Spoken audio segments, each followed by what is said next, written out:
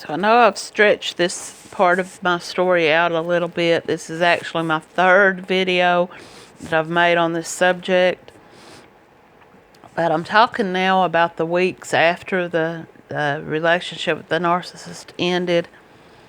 And I became a little emotional in my last video talking about how I was able to finally begin putting this behind me. And, you know, I mean, we're 2.5 years in, right, as I'm making this video today. I'm 2.5 years from the time that this all started and ended. And it's still emotional to me. I no longer feel any kind of a love or affection or any kind of desire to be around or near this narcissist. I no longer feel any kind of attachment to him. That bond is long gone, and but it's still emotional because of what I went through, not only during the relationship and the humiliation and the things that he would do to try to build me up and then knock me down. And, you know, that in itself is a separate healing. But I had to go through a physical healing as well. As I spoke in my last video, you know, I became so sick during all this time. And I wasn't associating it with the narcissist. I was associating it with just the time of year. It was around the winter. People were, you know, the flu was going around. People were sick. As I've said, I had people telling me it was wrong. I had people just come right out and say, "Don't do that. Don't go back there." They never, and the person that said that to me, and I remember that to this day, they never offered me a place to stay. They never said, you know, I have a spare bedroom. You can stay with me for a couple of weeks. You know, and I never wanted them to. I'm not saying that, you know, every person I knew should have reached out to me. A lot of people didn't even know anything about any of this. I was living my life, just going to work every day and going back to the place I was staying and going to bed and getting up and going the next day. And on the weekends, I would try to find something to do to keep busy.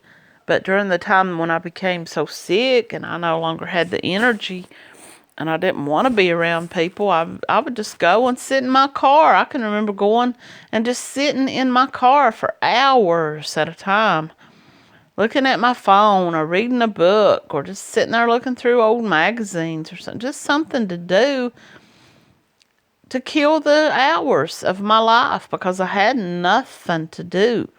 You know,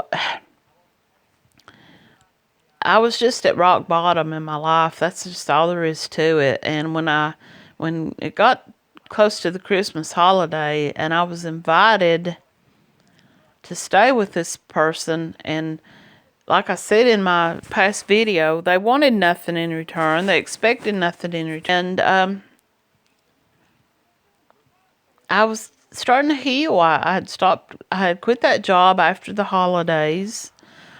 And I started to get better. And I spent time at home cleaning. And I started getting my energy back. I started healing from these infections. My thumbnail finally started, you know, after it fell off and the infection was gone, it started to grow back, and life returned to normal again. Not normal, I mean, it took, I'm still 2 years out, and I don't think it's completely normal yet, but,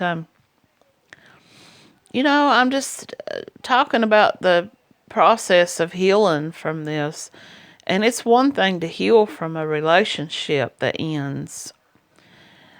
We've all had breakups in our life, whether it was high school or college or a marriage that ended.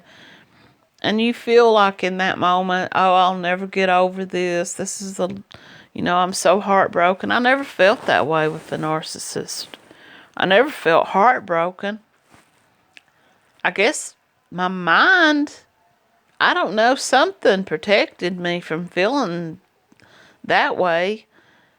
I think it was just the fact that I felt so broken in other ways, that my heart was never really even a consideration. I never sat around pining away, crying with lost love over this man. I think in a way I was just so happy to be away from him and away from the words and the self-centered aura that he put out, that he had to be the center of everything that was going on. When I got sick, and when I told him I was going to get a hotel room because I was so sick and I needed to go and just find some place where I could lay down and go to sleep. At that point, this woman had not yet moved back into his home. He never said, here, take my house key, go to my house. No one's there. You can go there and take a hot bath and go to bed. He never said, do you need me to bring you a bottle of NyQuil? Nothing. And you will not get that from a narcissist. If you're not doing something for them, you're no use to them. They will show you kindness and tenderness, and they will show you a side of them in the love bombing and the grooming phase that makes you think, they're so caring and loving. But when they're done with you, or at least when they are no longer using you at that moment, they're not going to show up with anything to help you out. He could care less how sick I was. He had no need for me in that moment. When I told him I wasn't going to invite him to my hotel room at 5 o'clock in the morning to have sex with me while I'm laying there dying from strep throat and sick as a dog with no one to take care of me, I could have laid there in that hotel room and died, and no one would have known it until the maid came, and he wouldn't have cared. But, I did begin to heal, and I am still healing, and I feel so much better now that I'm able to talk about it. And I do become emotional at times, but not over him. I become emotional over the people that was there for me. I become emotional over the faces of kindness that was there for me. The people that drove me to the hospital when I was so sick. The people that helped me by offering me a warm bed to sleep in and a meal, that would offer to feed me and give me a meal when I was, down on my luck. I didn't have to sit in my car for hours and hours because I had somewhere to go. And, but like I said in my earlier video, I can't offer anybody else that type of advice because I don't want to send somebody down the wrong road and tell them. I didn't start making these videos or publishing these videos to try to be some kind of professional guru or, to make money off of this or to become some famous YouTuber. I don't show my face because I'm not in it for that. I started the videos really just once I started watching other people's videos. I decided to start making my own videos to get my story out so that I can maybe I can help one other person out there. The only advice I can offer is from my own point of view of what happened to me. And, like I said, I don't want to send somebody down the wrong road, but I had people offering me advice, telling me, you're doing the wrong thing.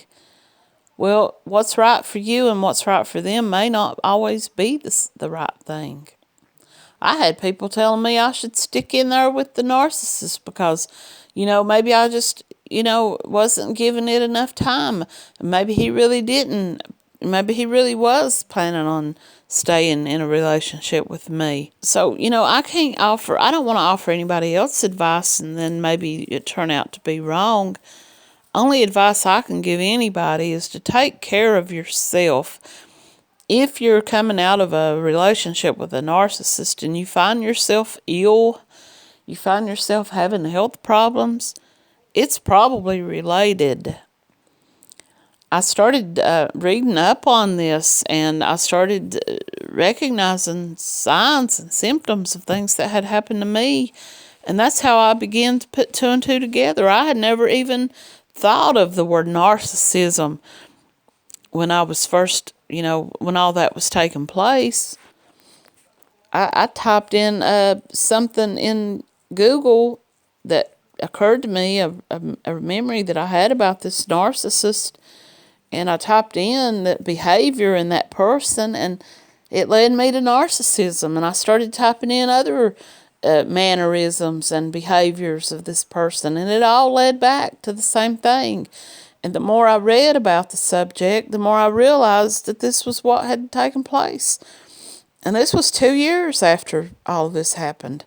For 2 years, I lived with this in my heart and in my mind, thinking, what in the hell was all that? What was done to me? What happened? What brought this on? How did, and I didn't realize it.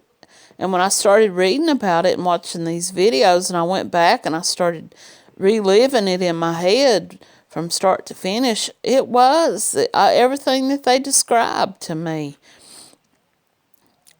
Just like yesterday, something popped in my head, and I remembered that I had put behind me, and when it came back up and I thought about it, it didn't have the same effect on me. It didn't hurt me. It didn't make me want to cringe and run and hide my face.